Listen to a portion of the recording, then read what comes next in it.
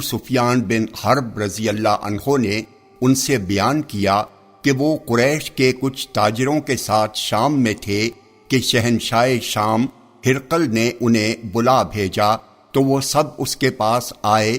پھر سفیان نے آگے بات بڑھائی، کہا پھر اس نے رسول اللہ صلی اللہ علیہ وسلم کا خط منگوایا۔